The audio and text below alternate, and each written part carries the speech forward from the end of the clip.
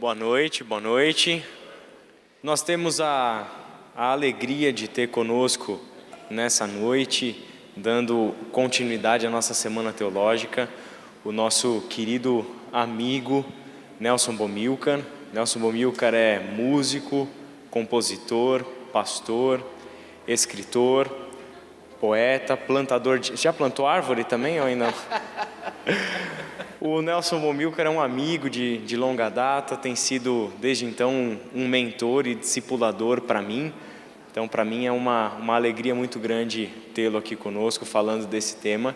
E eu não nego que o que eu sei sobre teologia da adoração, muito do que a gente aprendeu e o caminho que a gente trilha dentro da teologia da adoração, eu aprendi com o Nelson Bomilcar. Então é alguém que por quem eu tenho um carinho muito grande, além da amizade por ele e por toda a família dele. Ele é palmeirense, isso é um problema, Pessoal, eu não imaginei que seria essa a reação, mas enfim, são coisas que a gente não tem como mudar, mesmo com longos anos de amizade. São coisas já incrustadas na pessoa que eu não sei como que a pessoa pode se livrar disso. Nelson, que Deus te abençoe, que seja um momento de muita alegria para você também compartilhar conosco da palavra do Senhor. E a gente vai ouvir música também com ele, sem dúvida nenhuma. Obrigado, Israel. Graça e paz, irmãos. Uma alegria estarmos juntos nessa noite, na próxima. São vínculos de amizade que eu tenho com esta comunidade. Um vínculo já de décadas com o André Fontana, com a sua família. E numa história mais recente com o Israel. Temos caminhado juntos em alguns outros lugares, estivemos servindo juntos em São José dos Campos, e também em algumas viagens junto com a Confraria das Artes, ministrando cursos de adoração, arte, cultura, espiritualidade. E tem sido uma honra para mim ter esses amigos e vários outros que se congregam nesta comunidade. Então, nós somos assim, companheiros de caminhada, de jornada, tentando servir a Deus no nosso país. Eu faço isso de maneira itinerante nos últimos 18 anos. Pastoreei o projeto Raízes em São Paulo durante 15 anos, antes Igreja Batista Peniel, no Morumbi, que fiz parte da equipe pastoral, Igreja Batista Cidade Universitária, aqui em Campinas, hoje, que tem um outro nome, Igreja Batista Fonte, e uma caminhada aí de implantação de igrejas, mas também caminhando nessa área, acompanhando pessoas, discipulando pessoas. Eu faço isso hoje pelo Brasil, caminhando junto de algumas igrejas locais, em regiões diferentes, que vivem momentos de reestruturação, de liderança, da própria igreja, que passaram por lutas, por crises. E é o que eu tenho feito nesses últimos 18 anos. Sou casado com a Carla, vou fazer 39 anos de casamento, uma caminhada que começou, nos conhecemos na missão de Vencedores para o Cristo, depois ela me acompanhou no trabalho que fiz junto à Aliança Bíblica Universitária, na ABU, como coordenador do Ministério Estudantil. E hoje poder estar aqui compartilhando um pouquinho, não só da teologia, mas também da vida que perpassa e que se integra também pela teologia. Eu tenho essa convicção que qualquer conhecimento bíblico ou teológico, ela precisa passar, ser depurada na experiência pessoal, no cotidiano, na experiência comunitária. Aí a teologia e a base bíblica, ela ganha raízes mais profundas, porque passa pelas nossas histórias. E eu começo essa noite falando exatamente sobre isso, sobre esse Deus que decidiu escrever uma história onde a sua glória deveria ser manifestada. E esse Deus que decidiu nos criar para a sua glória, Ele escreve histórias únicas e narrativas que serão pessoais, particulares, mas também uma narrativa que será de um povo, de uma comunidade.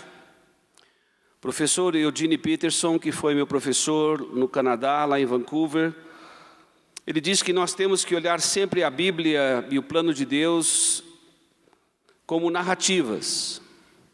Narrativas da história que ele escreveu na humanidade, na história que ele escreveu na vida de todas as famílias e escreve nas famílias da terra, as narrativas que ele escreveu na vida dos pais, dos profetas, a narrativa que ele escreve e escreveu no povo de Israel, a narrativa que ele escreve na igreja, que é a expressão exata do ser de Deus em Cristo Jesus, porque nós somos o corpo de Cristo, a expressão visível de Jesus aqui na terra, a narrativa que Deus está escrevendo na minha vida e na sua vida, e que de alguma forma vai trazer glória para o nome do Senhor. Então a adoração, ela tem a ver com a nossa razão existencial. A adoração, ela não é música ou não é somente uma expressão artística, mas a adoração, ela envolve tudo que nós somos, tudo que fazemos, porque Deus nos emprestou a sua imago Dei, a sua imagem. E essa imagem foi distorcida pela experiência do pecado, e o homem desistiu de adorar a Deus, de viver para a glória de Deus. E Deus precisou intervir na história através do seu Filho Jesus, se encarnar, ir até aquela cruz, consumar ali uma adoração histórica que legitima todas as nossas tentativas de expressar louvor e adoração a Deus. Ele ressuscitou, Ele está vivo, está presente em nós, no nosso coração, está presente na sua igreja, que é o seu santuário hoje de pedras que vivem, na linguagem de Pedro. Portanto, nós estamos aqui hoje à noite para falar bem de Deus e para saber e recordar como é que nós devemos falar bem de Deus com as nossas vidas. E vocês têm sido ministrados nessas 2 últimas noites pelo pastor Israel, nos lembrando desse caminho da adoração, construído antes da fundação do mundo, por Deus Pai, Deus Filho e Deus Espírito Santo, esse Deus trinitário, que é base da nossa fé e da nossa expressão de louvor e de adoração. Queria convidar vocês a ficarem de pé. Vamos cantar 3 músicas que falam desse convite a adorarmos a Deus. Uma música de Elias Loureiro, É o Teu Povo. Outra música de Twyla Paris, Ele Exaltado. E a terceira música, Teus Altares, de Jorge Camargo. É o teu povo, é o teu povo, aqui presente, todos numa só voz, declarando que só Tu és grande. Exaltamos Teu doce nome, pelo amor, pela cruz, por Teu Filho Jesus, pois és santo, sim, és digno de louvor e de ser adorado. És bondoso, Pai querido, dentre todas as coisas, Tu és verdadeiro Senhor. Juntos novamente. É o Teu povo, aqui presente, todos numa só voz, declarando que só Tu és grande. Exaltamos Teu doce nome, pelo amor, pela cruz, por Teu Filho Jesus, pois és santo, sim, és digno de louvor e de ser adorado. És bondoso, Pai querido, dentre todas as coisas, Tu és verdadeiro Senhor.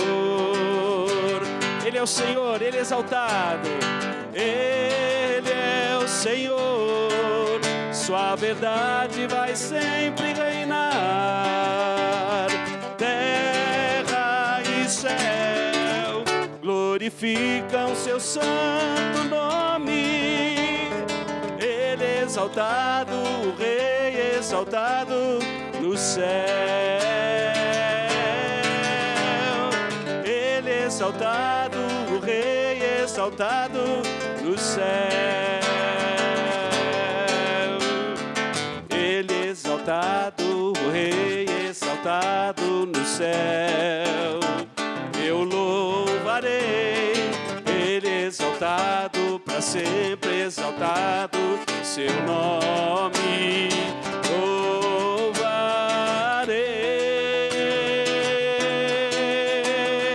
Ele é o Senhor, sua verdade vai sempre reinar. Terra e céu glorificam seu santo nome. Ele exaltado, o Rei exaltado no céu. Ele exaltado, o Rei exaltado no céu. Ele exaltado, o Rei exaltado no céu.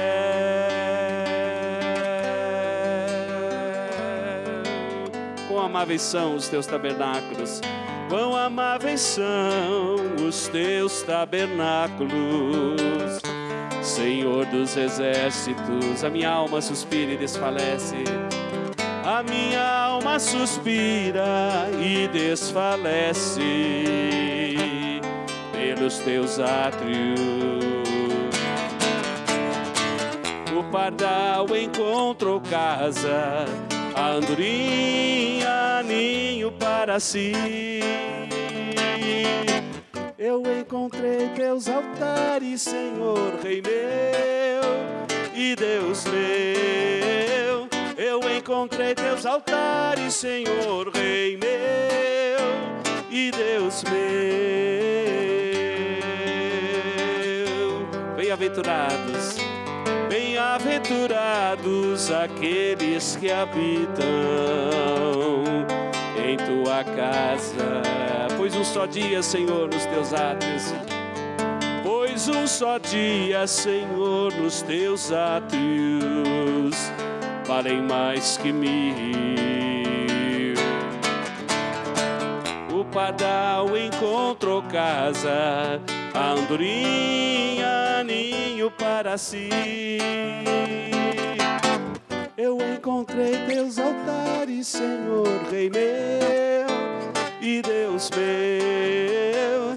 Eu encontrei teus altares, Senhor, Rei meu e Deus meu.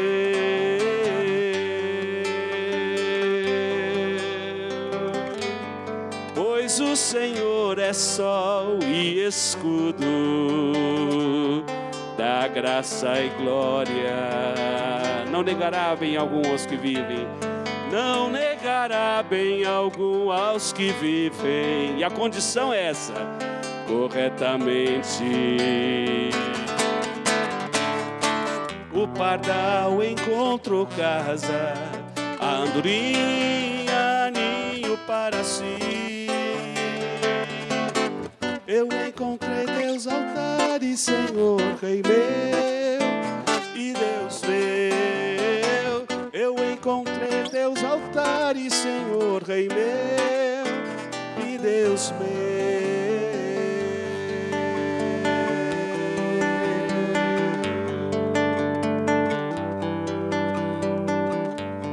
Se você já cantou em algum coro, pega aí a sua voz, somente o coro desse hino, convite do nosso Deus. Ó, vinde adoremos, ó, vinde adoremos, ó, vinde adoremos ao nosso Senhor. Ó, vinde adoremos, ó, vinde adoremos, ó, vinde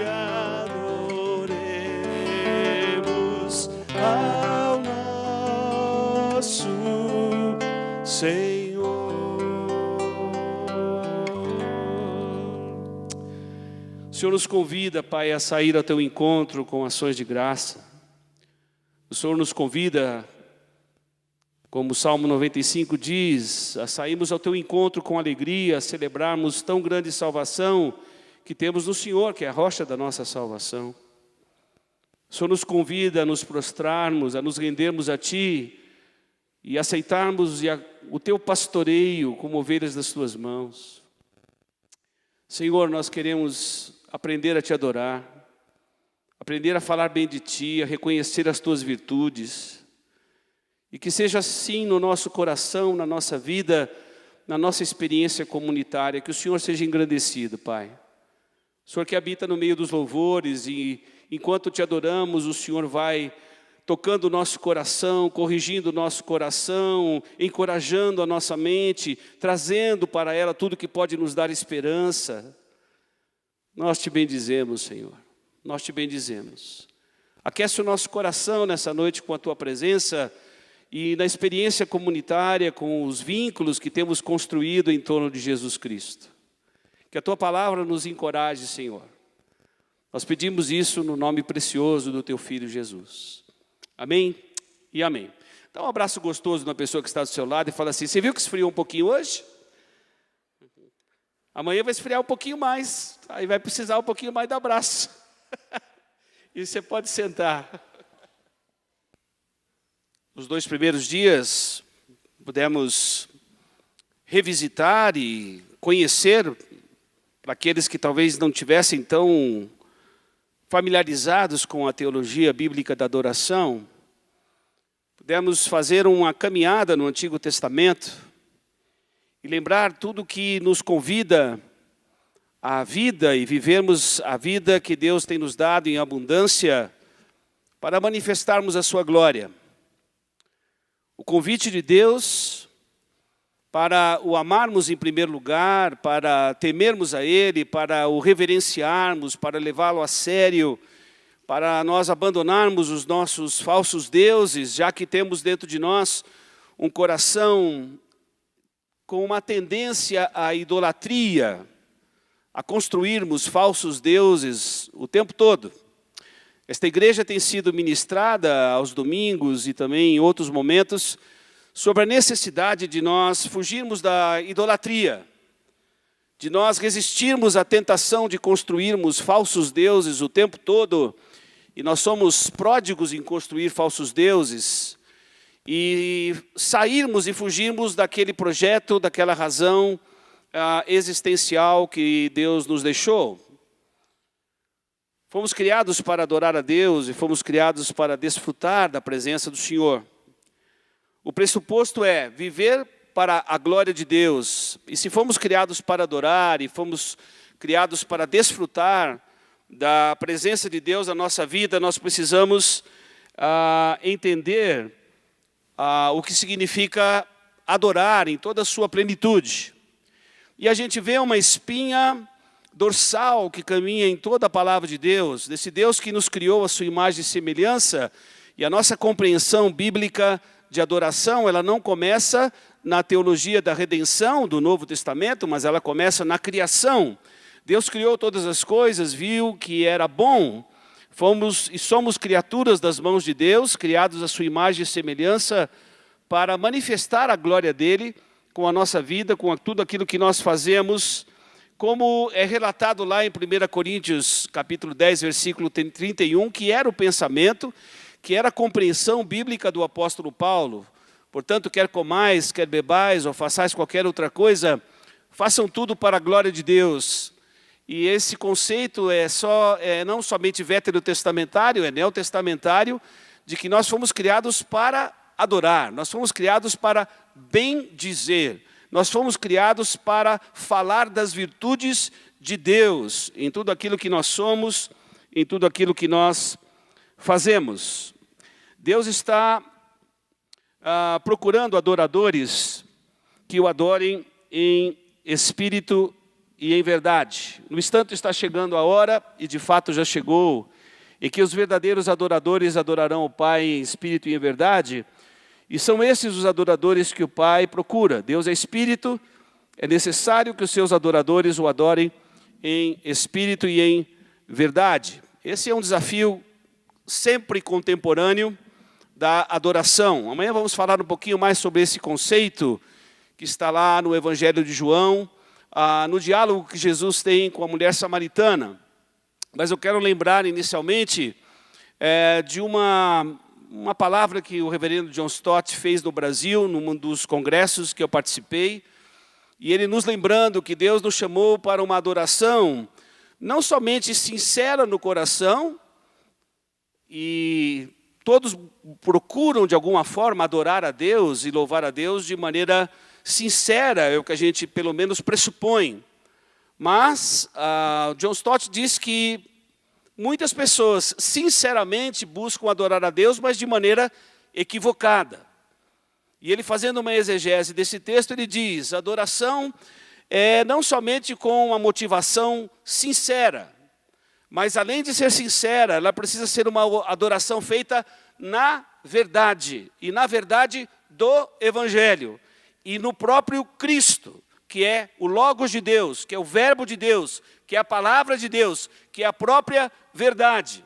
Então a nossa adoração não é somente com uma motivação interna, que precisa ser sempre sincera e verdadeira, mas ela precisa acontecer na nossa liturgia, isso é, nos nossos ritos externos que nós fazemos e que confirma a fé interna que nós temos, o rito de crer em Deus, de confiar em Deus.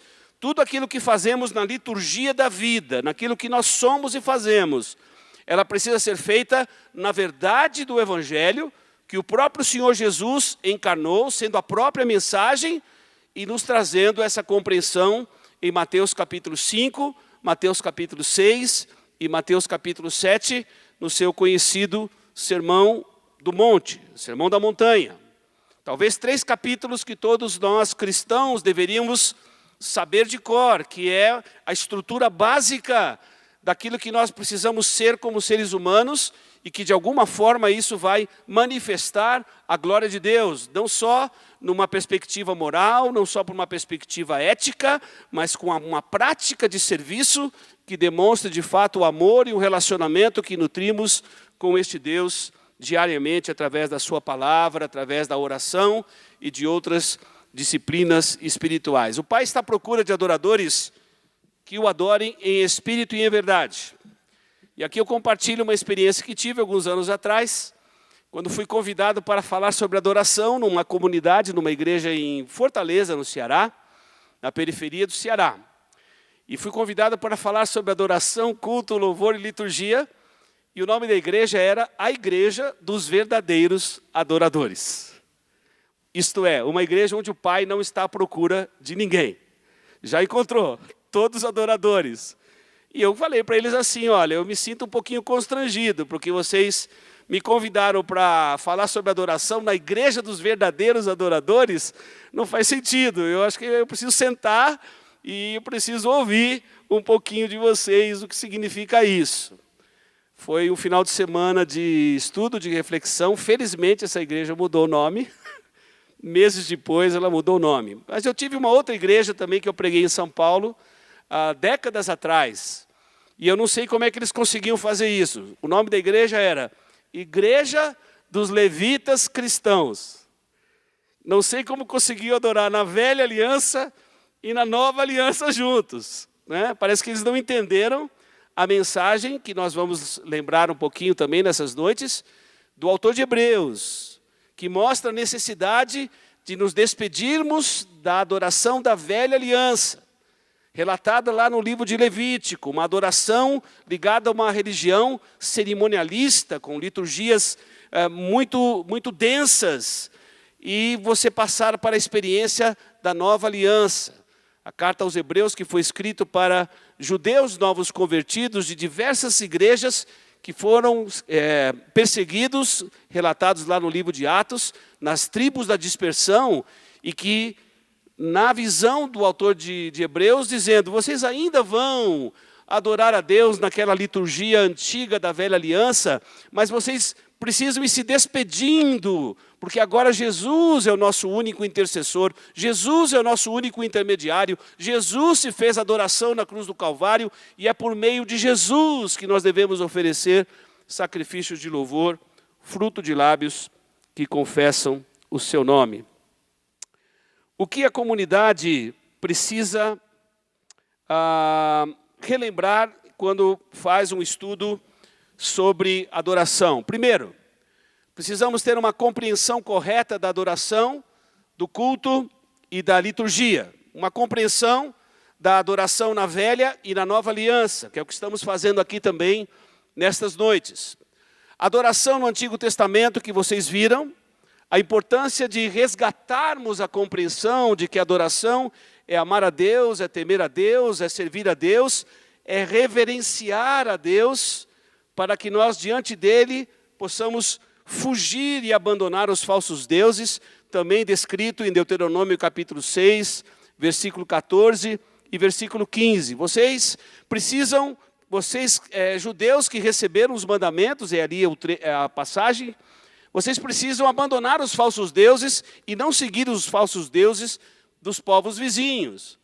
Ora, os falsos deuses dos povos vizinhos, personificados em Baal e nos Baais que eram construídos como esculturas, como figuras, e eram adorados também por causa da sua expressão majestosa artística. Então, a arte também tinha uma função de desviar a atenção dos judeus daquele que eles deveriam amar, temer e servir, e tê-lo como um único Deus e como um único Senhor, como está relatado lá em Deuteronômio, capítulo 6, versículo 4 e versículo 5.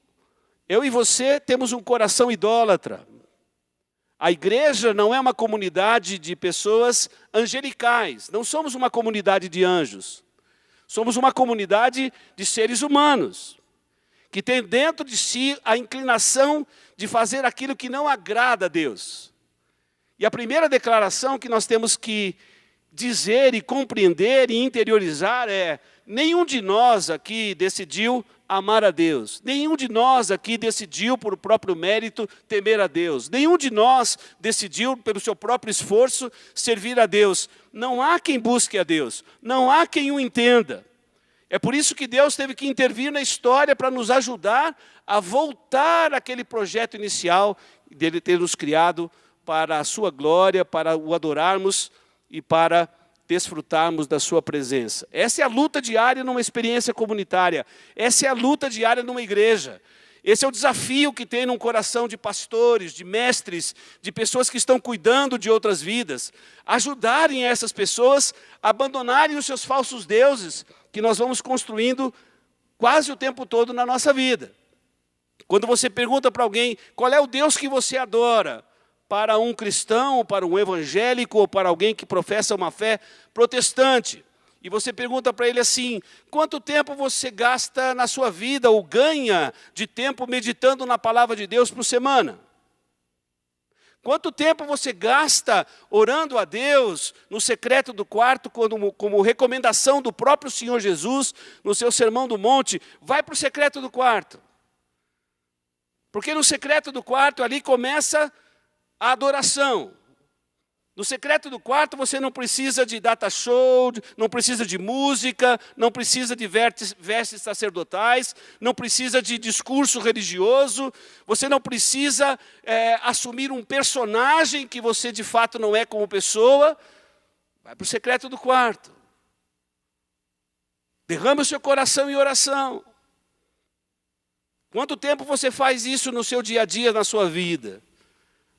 Eu faço uma vez por semana, às vezes passo 15 dias, às vezes um mês, eu não consigo nem para secreto do quarto, eu não consigo ficar 15 minutos orando, eu não consigo meditar na palavra de Deus meia hora, mas eu consigo ficar 4 horas na internet.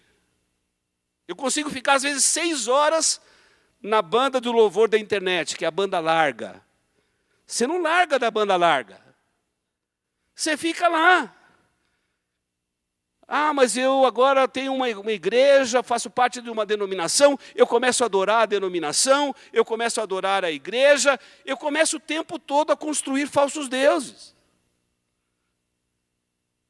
Então, a luta diária é focar o nosso coração em Deus, focar os nossos olhos no autor e consumador da nossa fé, centralizar a pessoa de Cristo em tudo aquilo que sou e faço, nos meus relacionamentos, na minha família, no meu trabalho, na minha profissão, na experiência comunitária onde eu estou tentando ser igreja.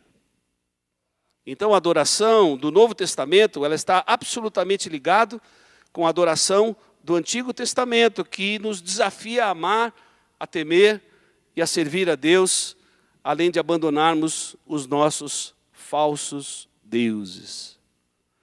Muito bem. Uma frase dita por A.W. Tozer em 1961, um dos maiores autores cristãos do século passado. Ele disse isso em 1961, numa das suas aulas. A adoração é a joia perdida da igreja evangélica. Talvez nós pudéssemos dizer isso hoje. A adoração é a joia perdida da igreja evangélica e nós precisamos recuperar a nossa visão e o nosso conceito de adoração. Por quê? 1619, na abadia de Westminster, escrito o Catecismo Menor de Westminster, onde há uma confissão das doutrinas que a fé protestante e cristã diz. A primeira pergunta que nós encontramos nesse catecismo, nessa coletânea de doutrinas é: para que o homem foi criado? E a resposta objetiva: o homem foi criado para adorar a Deus e para desfrutar da sua presença. O homem não foi criado para cantar. O homem não foi criado para tocar. O homem não foi criado para gravar DVD e CD. O homem não foi criado para construir uma carreira artística. O homem foi criado para adorar a Deus. Portanto, a primeira compreensão que nós temos que ter quando lembramos dessa declaração é: adoração não é música. Essa talvez seja uma das grandes tragédias da igreja brasileira, de ter confundido adoração com música, mas não é só no Brasil. Ela começou na Reforma. Apesar de Lutero, apesar de Calvino, apesar de Charles Wesley, John Wesley, e os reformadores terem uma excelente visão bíblica de adoração, culto, liturgia, a ideia de adoração foi se perdendo através dos séculos e foi se confundindo a adoração com música. A cisão que acontece dentro da Igreja Católica leva aqueles que abraçam a fé protestante no momento da Reforma a buscarem um diferencial na sua forma cultica, pública. A herança alemã, a herança do Reino Unido, você vai visitando as catedrais, as capelas, os prédios com uma arquitetura própria da sua época, mas com pouca possibilidade de você trazer uma distinção na sua forma de culto. Naquele momento ainda eram chamados serviços de culto que você ia assistir. Você visita igrejas no Reino Unido e você vai ver isso. Ainda lá na porta das igrejas, as que ainda estão abertas, prelúdio, leitura bíblica, músicas que serão executadas, pregador, a mensagem que será pregada naquele domingo, e você é convidado para assistir a um serviço de culto. Você não é chamado para participar, você não é chamado para estar integrado naquela expressão, mas você vai assistir aquilo que vai ser prestado por aqueles que estão ali na liturgia, numa religião ainda cerimonialista, e que ainda trazem aquela ideia do ministério levítico de termos a necessidade de um sacerdote, de um sumo sacerdote, de alguns rituais, como o derramamento de sangue, que acontecia na experiência do ministério levítico, da experiência judaica. para que você pudesse fazer uma adoração que seria expressa por alguém que tivesse mais espiritualidade, como os sacerdotes, como os pastores ou pregadores. Então, as pessoas começaram a olhar o quê? A questão estética sonora do culto. Começaram a confundir adoração com música.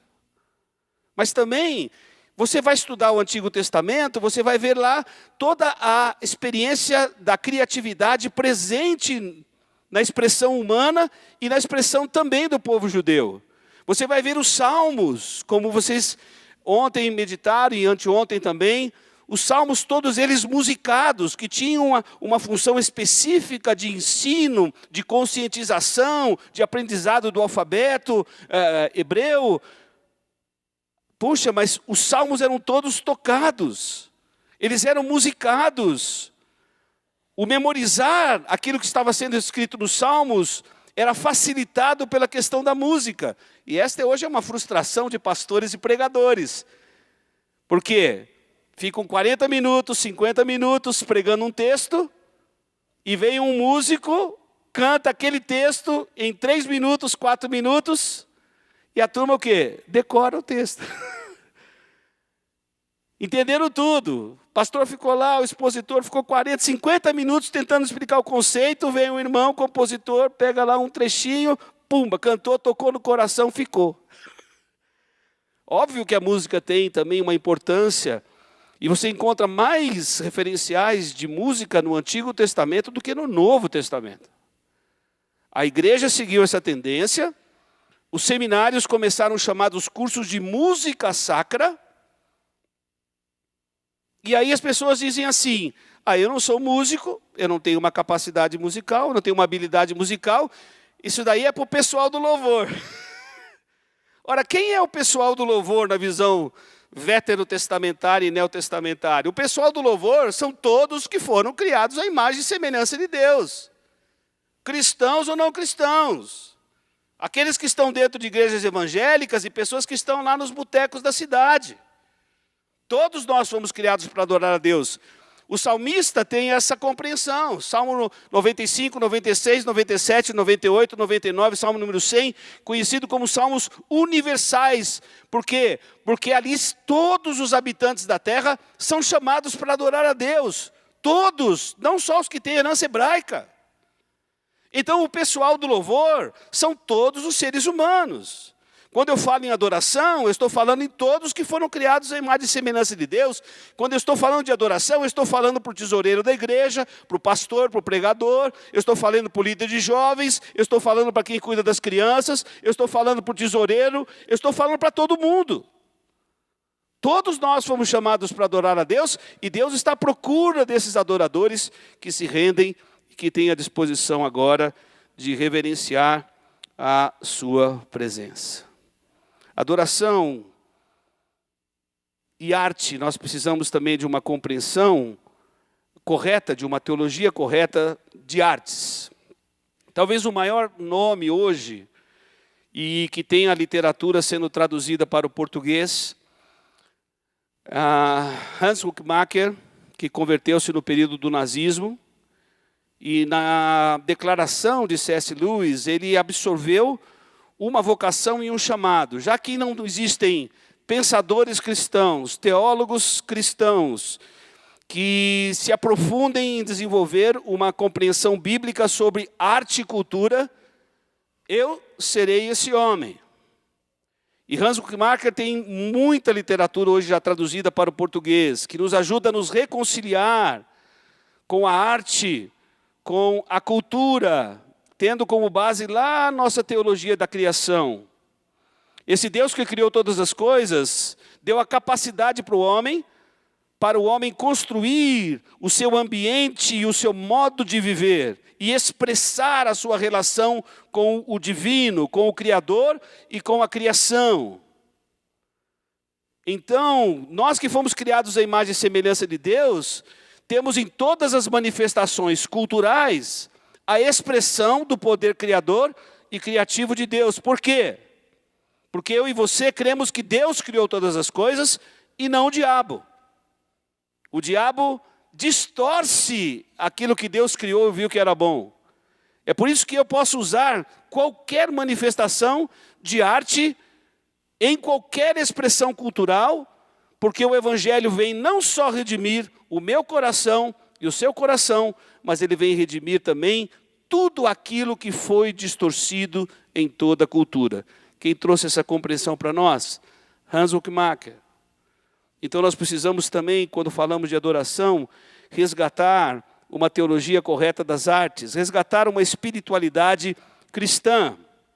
Esta igreja tem sido ministrada nos últimos domingos, nos últimos meses, sobre a necessidade da construção e da vivência nas disciplinas espirituais.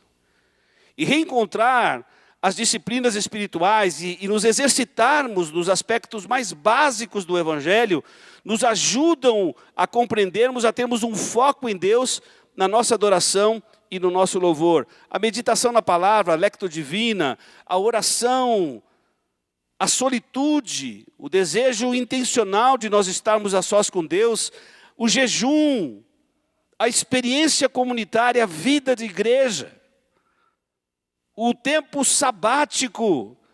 E essas disciplinas vocês têm estudado aqui na igreja, são desafios para nós construirmos uma base sólida, que é o nosso próprio coração, para adorar a Deus na beleza da sua santidade.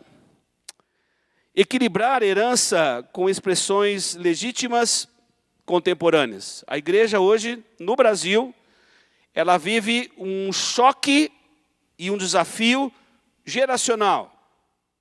Toda geração tem uma dificuldade de receber a cultura da geração que precede. Nós vivemos isso da mesma forma. Você encontra hoje nas igrejas tradicionais, episcopais, luteranas, metodistas, presbiterianas independentes, batistas, você já vê uma ausência daquilo que foi passado para nós pelos missionários que chegaram no nosso país. Você já tem dificuldade de encontrar um órgão numa igreja. Você já tem dificuldade de encontrar um coro na igreja. Você vê dificuldade das pessoas cantarem e tocarem hinos que nós recebemos dos missionários que chegaram no nosso país. Nós vamos colocando todas essas coisas de lado. A nossa forma de cultuar que nós recebemos dos missionários, o conteúdo daquilo dos cânticos com uma teologia que vem e que vieram nos inários dos salmos e hinos, cantor cristão, inário evangélico, harpa cristã. Tudo isso vai se tornando desconhecido dessa geração. Os nossos cultos públicos ganharam uma cara hoje mais do que contemporânea, porque você não tem nenhum tipo de relação de reverência a Deus, esse conceito que se perdeu. Nada de reverência a Deus, que é isso? Deus é um coleguinha, é um amigo, é você, não é senhor. Os nossos cultos contemporâneos, hoje eles estão agressivamente destruindo a nossa identidade. Quando nós vamos perdendo os nossos referenciais que recebemos da cultura que nos precede, nós vamos perdendo a nossa identidade. Nós não sabemos mais quem nós somos, e nem de onde viemos, nem para onde nós estamos indo, nem qual é a nossa missão. Quem é que disse isso? Que quando nós estamos adorando a Deus, nós estamos dando uma pública profissão de fé de quem nós somos. John Wesley. Ah, não, eu participei de um culto esse final de semana, numa experiência comunitária. Como é que foi? Maravilhoso, eu já sei quem é o Deus dos cristãos. Quem é o Deus dos cristãos? É um Deus que só caminha em vitória, é um Deus de vitoriosos. Segunda-feira é culto da vitória, terça-feira é culto da vitória, quarta-feira é culto da vitória, quinta-feira é culto da vitória, não tem culto para derrotado. Eu quero o Deus dos cristãos. Eu não fui chamado para perder. Eu fui chamado para ser vitorioso. Se a bênção de Deus não está acontecendo na minha vida, alguma coisa está errada. Mas aonde você ouviu isso? Fui lá no culto público. Eles cantaram isso o tempo todo. O pastor pregou a mesma coisa. Então, todas as vezes que nós estamos reunindo como comunidade, nós estamos dando uma pública profissão de fé de quem nós somos. É por isso que John Wesley e Charles Wesley foram cuidadosos quando fizeram e colocaram nos seus hinos forte conteúdo da palavra de Deus em todos. Sabe quantos hinos? John Wesley e Charles Wesley? Mais de 3.500 hinos. Por quê? Porque nós fomos chamados para adorar a Deus, falando, pregando a palavra, ensinando a palavra, cantando a palavra. Louvado seja o nome do Senhor. Olha para a pessoa que está do seu lado e fala assim: você está dormindo já? Hã? Você está tão compenetrado assim? Ah, eu sabia que você sorri.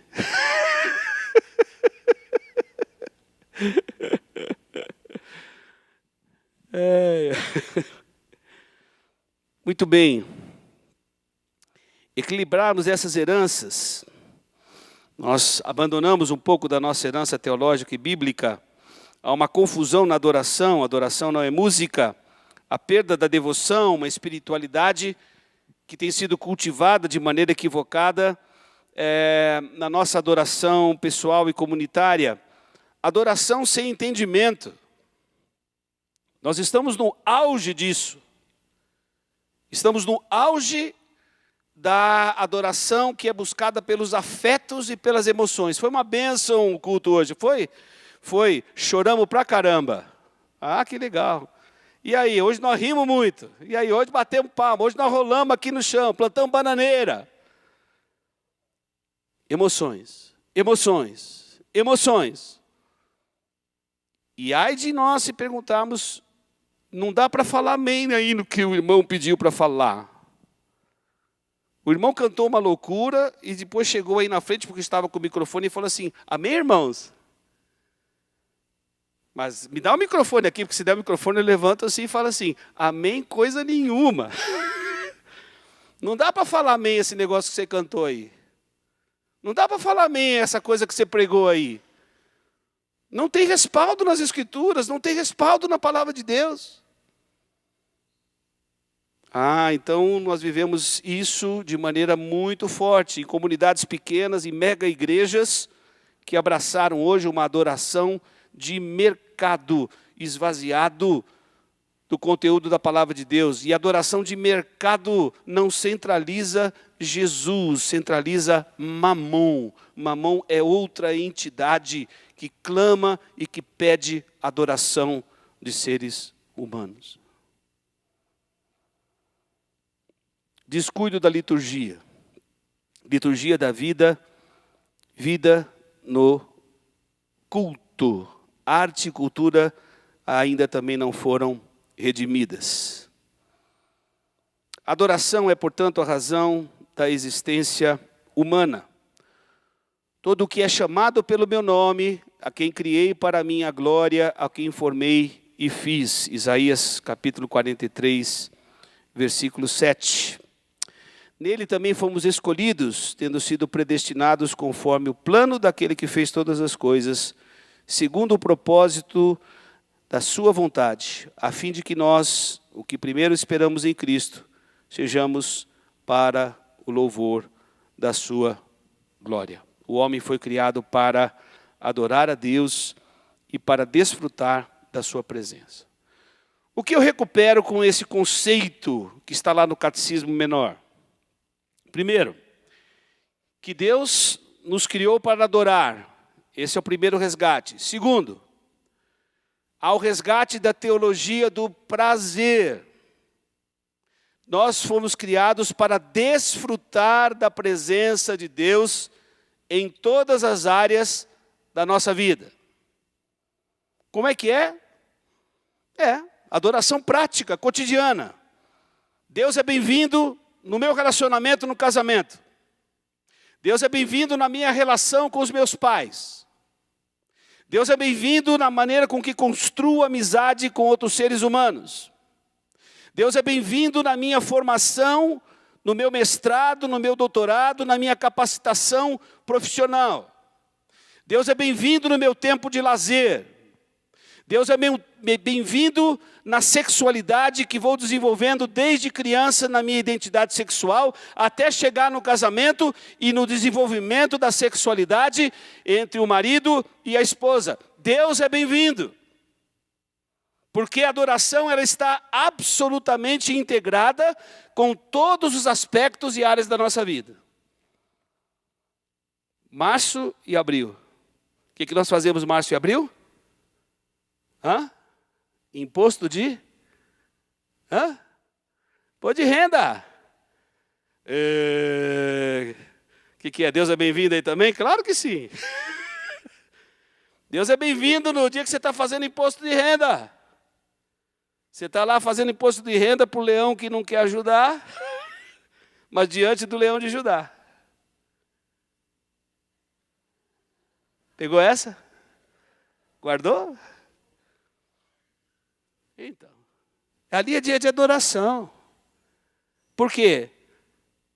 Ali é o dia de só negar? Não. Ali não é dia de só negar, é só negar de fazer o errado. Ali é dia de adoração. Deus é bem-vindo em todas as áreas da nossa vida. Deus é bem-vindo no nosso tempo de lazer. Deus é bem-vindo quando você vai de maneira infrutífera no jogo do São Paulo e Palmeiras torcendo para o São Paulo. Deus vai com você lá para torcer no meio da Independente. Não acredito que Deus vai no estádio comigo. Claro, você acha que ele fica lá fora? Mas no meu casamento? No meu leito, onde deve ser sem mácula. Deus não fica lá fora? Não, claro que não. Eu me lembro quando ouvi do Dr. Paul Stevens, em Vancouver, numa das suas aulas, que um dos momentos mais lindos de adoração é na experiência do casamento da sexualidade. Por quê? Porque quando estamos desenvolvendo de maneira saudável uma relação sexual com o nosso cônjuge, é como se nós estivéssemos numa expressão de oração a Deus. Porque essa sexualidade não tem nada a ver com carnalidade. Sexualidade é algo espiritual, preparado e feito para seres espirituais, almas viventes. Que linda essa visão da adoração. Nós fomos criados para adorar a Deus e para desfrutar da sua presença. Uma das coisas que mais me afastou do Evangelho é porque eu achava que não podia viver com Deus nos momentos de alegria. E o discurso era sempre o mesmo.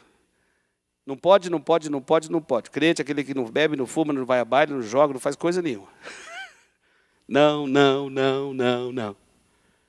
Aí você vai lá para Tiago, para a teologia de Tiago, para a teologia de adoração de Tiago, ele diz: nós que temos dentro de nós a lei da liberdade, fomos criados com responsabilidade, com a liberdade que temos, para não sermos somente ouvintes da palavra, mas sermos praticantes da palavra como verdadeira adoração. Louvado seja o nome do Senhor. Você me avisa a hora que for no intervalo, tá bom? Intervalo? Tá vendo? Senti na pele. Vamos cantar o Salmo 34 do Jorge Heder, tá? Vamos lá? Dá para você marcar o tempo forte aí, com a sua mão?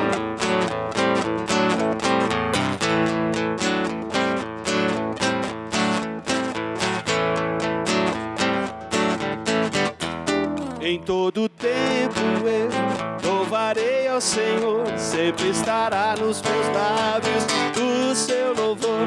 Em todo tempo eu louvarei ao Senhor, sempre estará nos meus lábios o seu louvor.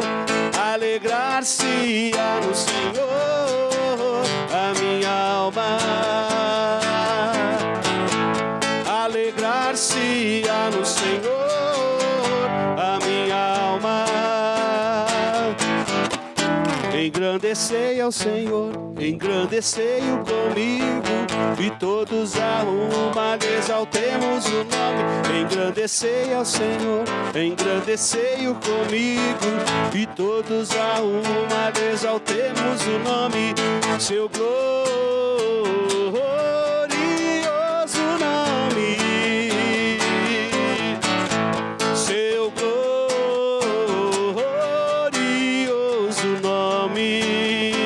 engrandecei. Engrandecei ao Senhor, engrandecei-o comigo, e todos a uma lhe exaltemos o nome. Engrandecei ao Senhor, engrandecei-o comigo, e todos a uma lhe exaltemos o nome. Seu glorioso nome. Seu glorioso nome. Seu glorioso nome.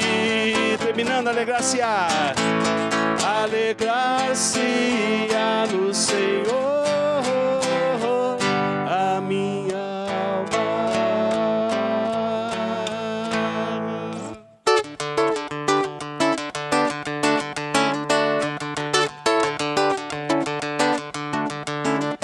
De todas as tribos, povos e raças, muitos virão te louvar.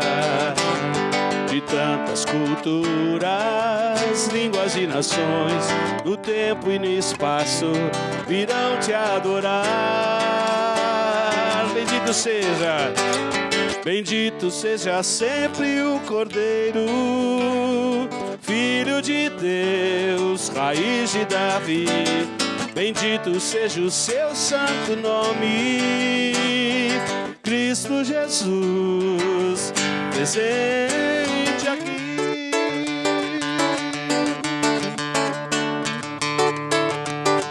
Remidos comprados, grande multidão, muitos virão te louvar. Povo escolhido, teu reino e nação, no tempo e no espaço, virão te adorar. Bendito seja sempre o Cordeiro, Filho de Deus, raiz de Davi. Bendito seja o seu santo nome, Cristo Jesus, presente aqui.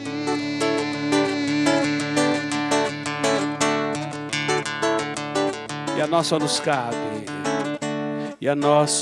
cabe tudo dedicar, oferta suave ao Senhor.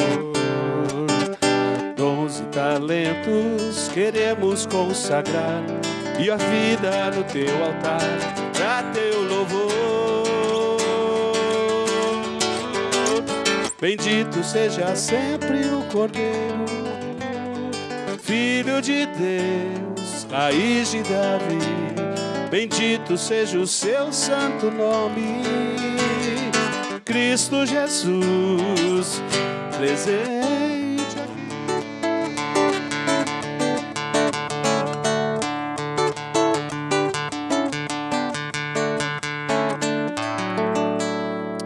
Amém? Glória a Deus. Podemos sentar. A adoração é refletir a imagem de Deus em nós, pois aqueles que de antemão conheceu, também os predestinou para serem conformes à imagem do seu Filho, a fim de que ele seja o primogênito entre muitos irmãos. Fomos criados à imagem e semelhança de Deus. Essa imagem foi distorcida pela nossa experiência de pecar, de desistirmos de adorar, de falarmos bem de Deus. Desistimos de amar, temer, servir a Deus. Essa imagem foi distorcida. E o que Deus faz? Ele intervém na história, envia o seu Filho Jesus para que nós voltássemos então àquele projeto inicial. Isto é, refletir a imagem de Deus. Paulo, escrevendo à igreja de Roma, ele diz que nada pode nos separar do amor de Deus que está em Cristo Jesus. Tribulação, nudez, fome, morte. Mostrando as dimensões do que é possível viver numa experiência de adoração em vida, com situações que nós podemos viver, como os apóstolos, que tiveram morte violenta e viveram a radicalidade de uma vida de adoração, de culto, de temor a Deus, de levar Deus a sério. Então, a experiência da morte, do sofrimento, ela faz parte de uma dimensão das mais profundas e mais amplas da adoração. Por isso que a cruz tem esse significado, de nos trazer de volta, para que essa imagem volte a ser construída em nós. Fomos predestinados para refletir a imagem do seu Filho. Então, quando digo que eu quero ser um adorador, quando eu digo que eu quero cultuar mais a Deus, quando eu digo que quero bendizer o nome do Senhor, eu estou dizendo de fato o seguinte: eu quero ser mais parecido com Jesus. Então, se eu desejo ser um adorador melhor, mais profundo, mais sincero, e vivendo essa adoração na amplitude de todas as áreas da nossa vida, eu estou dizendo, eu quero espelhar a glória de Jesus na minha vida, no que sou e no que faço. Isso é tão sério. Vivemos de maneira coerente com o que nós cremos e dentro dessa perspectiva de relacionamento, que num dos capítulos que eu escrevi ali no livro Ser Igreja, que foi todo reescrito pelo Ricardo Alexandre, que acompanhou todo esse livro e deixou numa forma mais absorvível. Você tem um dos capítulos lá que dá voz aos desigrejados, ou chamados sem igreja.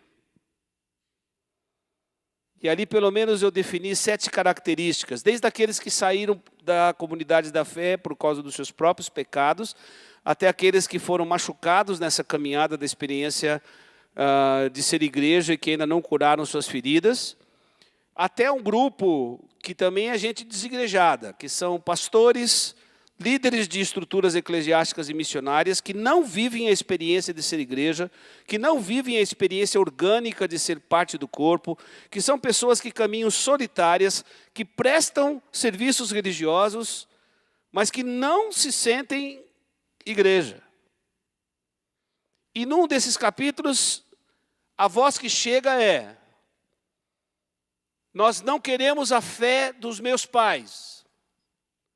Nós não queremos a religião dos nossos pais, porque não vimos nos nossos pais coerência com aquilo que diziam crer, que cantavam dominicalmente nas suas igrejas, mas que expressavam apenas como uma cultura religiosa oca e vazia. Lá em casa a história era diferente.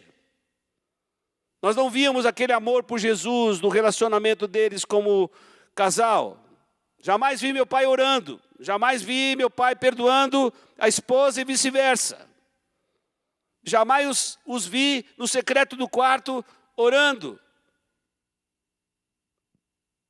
Nós não queremos a fé dos nossos pais, porque elas não trouxeram vida para eles e não trouxeram vida para nós, a não ser nós ficarmos com esse antagonismo com tudo que se refere à fé cristã. Então, eram pessoas que tinham o discurso religioso, que viviam a religiosidade dominical, que viviam dentro das liturgias feitas por homens, mas que não viviam de maneira coerente fora do ambiente eclesiástico. Isso é muito sério, porque refletir a vida de Cristo em nossas vidas é o grande desafio. Porque levar uma pessoa a Cristo, gerar um filho na fé, discipular, acompanhar esta pessoa, é seguir dentro da visão, da missão que Jesus nos deixou de fazer discípulos em todas as nações, batizando-os em nome do Pai, do Filho e do Espírito Santo, ensinando a guardar todas as coisas que vos tenho ordenado. Ensinando para quê? Para que o fim do testemunho da evangelização e da obra de missões redunde em louvor a Deus eterno. Então, tudo que nós estamos fazendo com a experiência comunitária e individualmente como cristãos, o alvo final de tudo isso é que em todas as raças, tribos, línguas e nações, nós tenhamos adoradores que estarão um dia ao redor do trono para a eternidade, adorando um Deus eterno. Opa, então tudo que nós estamos fazendo aqui, semanalmente, dominicalmente, na escola dominical, no grupo de jovens, nos casais, no trabalho com os solteiros adultos, no trabalho com os descasados. Tudo aquilo é ajudar as pessoas a se tornarem mais parecidas com Jesus. Refletir a imagem do seu filho. Se puder ser com música e com arte também, claro que é bem-vindo. Mas adoração não é música ou somente expressão de arte. Adoração é refletir a glória de Deus no mundo através de nós. Adoração é o alvo e o resultado final da evangelização e da missão. Toda a história humana culminará numa comunidade eterna, adorando na presença de um Deus amoroso. Essa frase está no livro Adoração Cristã, de John MacArthur. É isso mesmo. O resultado do trabalho de missão, o resultado de sermos igreja, de balizarmos a presença do reino de Deus, de estarmos debaixo da autoridade desse rei, é para que a glória de Deus se manifeste, que a imagem de Jesus seja refletida em nós. Dr. Paul Rum, de tradição metodista, ele diz: o culto cristão é a resposta do ser humano à autorrevelação de Deus em Jesus Cristo. E isso deve ser feito numa vida de entrega e de serviço. Então a adoração envolve sim a nossa rendição a Deus. Nós vamos ver isso um pouquinho mais amanhã. E também o nosso serviço. O conceito de serviço do Antigo Testamento que permanece no Novo Testamento, que é uma expressão litúrgica de adoração racional, como Paulo escreve à igreja de Roma, Romanos capítulo 12, e que reflete na nossa vida também, numa vida de serviço, na adoração horizontal, que Tiago diz no capítulo 1, versículo 27, a verdadeira adoração pura e sem mácula é essa, visitar os órfãos e as viúvas nas suas aflições e guardar-se incontaminado do mundanismo. Cultuar a Deus é responder ao Deus eterno numa vida comunitária, com repercussão social e orgânica na sociedade. Essa frase é de Evelyn Underhill, do seu livro Worship, escrito em 1936. Quer dizer que a minha experiência de adoração, ela traz uma dimensão, uma resposta, um resultado orgânico, porque nós vamos adorar a Deus como povo, como rebanho, como família de Deus, como um povo que está numa jornada peregrina, tentando balizar o reino de Deus, ser sal e luz do mundo, no meio de uma geração ainda perversa e corrupta. Mas essa adoração ela não é somente orgânica para dentro. Essa é a adoração que perpassa a nossa experiência de ser igreja, de ser eclésia, uma comunidade que é chamada de dentro para fora. Então nós estamos aqui buscando aprofundar o nosso relacionamento com Deus. E vocês viram ontem e anteontem que a adoração é fruto de um relacionamento pessoal com Deus, de uma intimidade cultuada com Deus. Não há adoração sem relacionamento com Ele. E é isso que Paulo diz e deixa claro à igreja de Roma, Romanos capítulo 12. Não há adoração sem conversão, não há adoração sem metanoia, não há adoração sem mudança de mente. O diabo cegou o nosso entendimento e o Espírito Santo vem para sensibilizar a nossa mente, nos convencer do pecado, da justiça e do juízo. O Espírito Santo nos convence agora de toda a verdade que está em Cristo Jesus. Ele convence a nossa mente da verdade e converte o nosso coração à verdade. São dois movimentos. A conversão é mudança de mente, mudança de conceitos, é ter uma outra cosmovisão de Deus e da experiência humana. E a luta que se trava aqui nesses 4 dias de ensino, de revisão, ela está sendo travada aqui na mente. São os conceitos que nós estamos vendo. E se não formos convencidos disso, nós não vamos nos converter a esses princípios. Nós não vamos trazer as disciplinas espirituais eu vivi até hoje sem meditar na palavra, eu vivi até hoje sem orar, eu vivi até hoje sem jejuar, eu vivi até hoje sem uma disciplina de solitude, de ficar sozinho com Deus. Eu deixo a vida me levar. Let it be, Lennon McCartney. Não.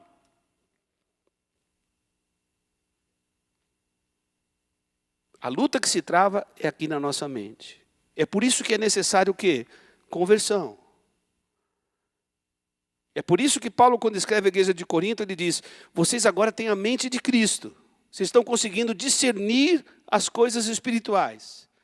As coisas começam a fazer sentido. A ficha está caindo. E nós fomos criados para a glória de Deus e para responder também socialmente. Porque a adoração, ela traz não só transformação da nossa vida, não só no nosso relacionamento comunitário, enquanto estamos fazendo discípulos e habilitando na experiência comunitária para toda boa obra, mas a adoração, ela repercute na sociedade. E vocês viram nos 2 primeiros dias. Vai refletir como? Isaías capítulo 1, versículo 10 a versículo 20. Amós, capítulo 5, versículo 23. Prática da justiça. Juízo correndo perene no meio de vocês. Um povo que é sensível à causa do órfão e da viúva. Um povo que é sensível àqueles que estão se perdendo sem conhecer a Cristo e sem se tornarem adoradores. Vamos ouvir a voz do profeta. E Deus vem através do profeta e diz: por favor, eu não aguento mais esse negócio de música gospel, os cenários dos ajuntamentos solenes de vocês. Essa música me aborrece. Parem de tocar. Eu não me iludo com os ajuntamentos solenes de vocês, eu não me iludo com os cultos dominicais, eu não me iludo com as liturgias que vocês fazem. Eu não me iludo com o jeitão de crente do pregador, não me iludo. Por quê? Porque a adoração é uma atitude interior invisível, ela acontece dentro do nosso coração. Somente o Espírito Santo sabe quem são os adoradores aqui. Podemos ser membros de uma estrutura eclesiástica com CNPJ, mas não necessariamente adoradores. Então, quando Jesus diz: busque em primeiro lugar o meu reino e a minha justiça, e todas as coisas vos serão acrescentadas, busquem um estilo de vida, e eu mesmo estou ensinando para vocês aqui nesse sermão, que vocês serão bem-aventurados se vocês fizerem isso, isso e isso e isso. Se vocês viverem com dignidade, se vocês viverem com uma ética, com uma moral, que se identifique com o caráter, com a pessoa de Deus. Se vocês estão vivendo de maneira sensível, amando a Deus e ao próximo como a vocês mesmos. Vocês estão vivendo uma vida de adoração. Por quê? Porque isso vai repercutir na sociedade onde nós estamos inseridos. Mas a igreja protestante evangélica, ela não quis mais ser adoradora, ela não quis mais a sua missão profética na sociedade. Ela não quis protestar mais nada. Nós somos conhecidos como igreja protestante, mas nós não protestamos mais coisa nenhuma. Nós não nos manifestamos mais. Nós temos medo de qualquer manifestação que soe nesse discurso emburrecido da nossa nação, ideológico. Não, a nossa compreensão é cristã. E aquilo que avilta o caráter e a pessoa do nosso Deus, nós nos levantamos e dizemos: não. Não. Não é assim que o Senhor deseja. Mas nós estamos acomodados, porque nós não entendemos que a adoração, ela tem uma repercussão social e que vai trazer transformação e uma vida de parâmetros de justiça e de dignidade na sociedade. E esse livro é maravilhoso, porque nos traz de novo essa consciência cristã que nós devemos ter. O nosso partido é do alto. A sabedoria que vem é do alto. Toda boa dádiva vem do Pai das luzes. E nós não buscamos sabedoria humana, Tiago diz que ela é demoníaca, ela não nos ajuda a sermos adoradores. Mas uma vida que cultua a Deus, ela repercute, ela traz edificação orgânica para a igreja e ela traz transformação na sociedade, balizando a presença do reino de Deus, quando nós estamos sendo sal e luz do mundo. Louvado seja o nome do Senhor.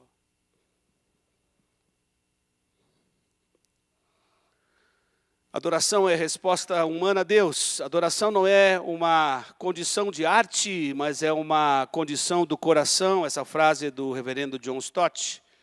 Adoração é uma atitude interior invisível de engrandecer a Deus. Adoração é a identidade e a essência da igreja. Jean-Jacques von Haumann, no seu livro Adoração Bíblica, Teologia e Prática, ele diz exatamente isso. Nós temos uma identidade, que ela é, em primeiro lugar, cristã. Segundo, é uma identidade protestante. Terceiro, é uma identidade evangélica. Quarto, ela é uma identidade evangelical. Quinto, ela é uma linguagem e uma imagem de um adorador. Pessoas que cultuam a Deus, que amam a Deus, que têm uma vida centralizada em Deus, que é teocêntrica e não antropocêntrica. Adoração é uma resposta ativa a Deus pela qual declaramos a sua dignidade. Adoração é a resposta da alma regenerada ao Deus que a regenerou. E o culto é a expressão visível desta atitude interna. O livro extraordinário escrito por James White, chamado Culto Cristão, recomendo para a gente ter na nossa biblioteca. O culto é a expressão visível dessa atitude interna. Cultuar a Deus começa num coração transformado, numa mente transformada, num lugar onde ninguém pode julgar ou avaliar, a não ser o próprio Deus Pai, a não ser o próprio Deus Filho, a não ser o próprio Deus Espírito Santo, que sonda as nossas mentes e corações e sabe se de fato nós estamos o adorando em espírito e em verdade. E aí a frase de John Wesley, que baliza nosso pensamento, nossa compreensão, não só do Velho Testamento, mas do Novo Testamento. É preciso culto na vida, para termos vida no culto. Por quê? Porque o que você faz aqui quando você se reúne comunitariamente é a mesma coisa que você faz lá fora. Vou repetir. O que você faz aqui no culto público é continuidade do que você faz lá fora. Traduzindo, se você não cultua a Deus lá fora, não espere que em 1h30, 2 horas de uma celebração dominical, no dia que for feita, que a adoração flui. Pode fluir cântico, pode fluir com um animador de auditório, pode fluir com um cara que sabe manipular as massas, que sabe conduzir aqui uma liturgia, fazer todo mundo bater palma junto, dizer amém junto. Mas isso necessariamente não é culto. Aí avaliamos a nossa expressão comunitária. E como é que estão sendo os cultos públicos domingo? Meia boca, né? Está mais ou menos estranho. Aquela banda lá, não sei. Aquele cara que está conduzindo os cânticos também, não sei. E aí nós começamos a projetar a falência da nossa adoração, a mornice da nossa adoração, o chute na trave no nosso foco de adorar. Muda o pastor, muda o cara da música, muda o cara do louvor. Muda o quê, irmãos? Ninguém aqui é mágico. Ninguém vai conseguir chegar aqui e fazer uma outra pessoa adorar. Mas nem a Ana Paula, nem o Ademar de Campos, nem o Asaf Borba. Podemos até cantar as músicas. Mas se nós não adoramos a Deus lá fora, na nossa vida, de segunda a sábado, nós não podemos esperar que nós vamos adorar a Deus aqui em 2 cultos públicos dominicais. Não. É por isso que Deus não se ilude com os nossos ajuntamentos solenes. Ele sabe se nós somos a mesma pessoa aqui na experiência comunitária como igreja e a mesma pessoa lá fora que glorifica e cultua a Deus naquilo que é e naquilo que faz. É por isso que é preciso culto na vida, para termos vida no culto. Palavras de John Wesley, que viveu o avivamento que começa na periferia pobre de Londres, e que mesmo vivendo o amor de socorro, de misericórdia, olhando a realidade dos pobres, daqueles que estão à margem, sabia que o culto que ele prestava nas periferias de Londres precisa ser o mesmo culto que ele prestava quando ocupava o lugar de pregação nas igrejas metodistas. Se eu não cultuo Deus lá fora, eu não vou conseguir cultuar Deus aqui. É por isso que a adoração tem a ver com a minha decisão de amar a Deus em primeiro lugar. Por isso que a adoração tem a ver com a minha decisão de temer a Deus, de levar Deus a sério e de servi-lo. Por isso que a adoração é fruto de um coração transformado, que nutre essa intimidade, esse relacionamento com Deus. E é esse culto que a gente tenta prestar. E quando a gente vê uma igreja na sua simplicidade vivendo essas coisas, como a igreja que conheci no interior do Piauí, lugar de adoração, debaixo de uma árvore, adorando a Deus, pelos leites que tiravam das cabras, adorando a Deus, pelos lugares que conseguiam ter e pegar água, adorando a Deus pelo cuidado deles no meio de tanta miséria, de tanto descaso. A alegria de adorar a Deus. De uma comunidade no interior de Pernambuco. Uma igreja só, evangélica. E uma outra igreja católica do outro lado. E a mãe dizendo assim: é uma honra ter a experiência com a igreja, pastor Nelson. Porque a experiência comunitária nos trouxe uma identidade com Jesus. E porque nós vamos ali adorar a Deus, porque vivemos o amor de Deus aqui fora. É uma honra ver o meu filho, que era traficante, fazer parte de uma comunidade cristã. A minha filha, que era prostituta, hoje serva de Deus, cultua a Deus com a sua vida. É uma alegria poder ter a experiência comunitária e adorar a Deus como igreja.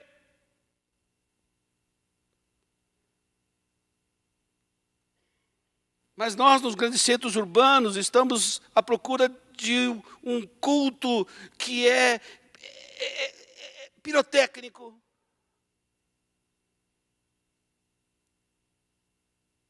Fui a uma unidade que eu ajudo há mais de 10 anos, numa escola de missões e ministérios. O pastor chega para mim e fala assim: perdemos 12 jovens. Para quê? Para a Bola de Neve. Pô, a Bola de Neve também tem um trabalho bom, um trabalho focado na juventude, mas perderam por quê? Porque eles inauguraram um telão que é 2 vezes maior que o nosso. Eles estão maravilhados, foram lá para a igreja do telão. Porque tudo tem que ser midiático. Tudo tem que estar no YouTube. Tudo vai contar para funcionar direitinho, a música tocar direitinho, o cara falar direitinho. E aquela imagem pasteurizada de tudo culto igual.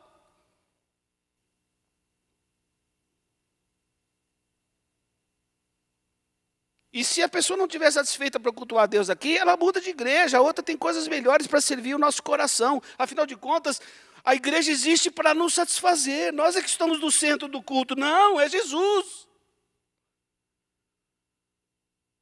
E os pastores sabem quando estão conduzindo o rebanho para ajudarem as pessoas a amarem mais Jesus, a temerem mais Jesus, a servirem mais Jesus, a entender que nós não estamos aqui para sermos servidos por Deus, nós estamos aqui para servir a Deus com uma vida de adoração. O que é que nós podemos fazer?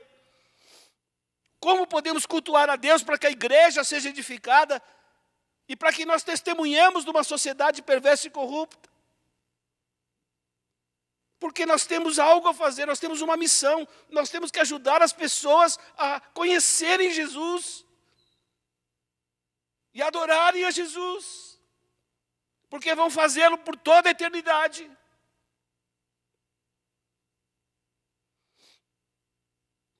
Mas como é difícil cultuarmos a Deus na vida. Como é difícil centralizarmos Jesus nos nossos relacionamentos. Como é difícil colocar Jesus como prioridade na nossa agenda. É difícil.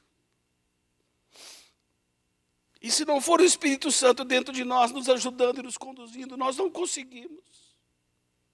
Nós não conseguimos adorar.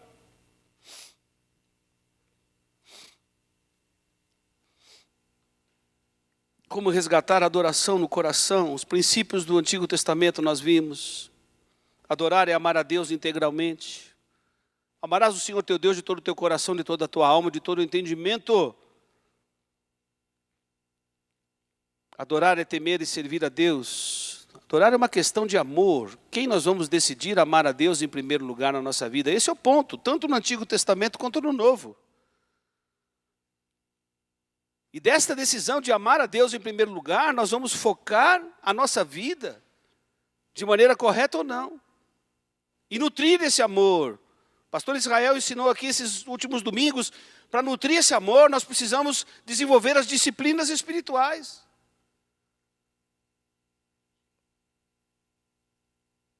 Não tem como manter esse amor. O autor de Deuteronômio diz a mesma coisa, descrevendo todos os mandamentos que receberam. É a palavra de Deus. Ensinem aos seus filhos, aos filhos dos seus filhos. Coloquem a palavra de Deus como nos umbrais da porta, como sinal na fronte. É a palavra de Deus que vai modificar a nossa maneira de pensar, o nosso coração. É a palavra.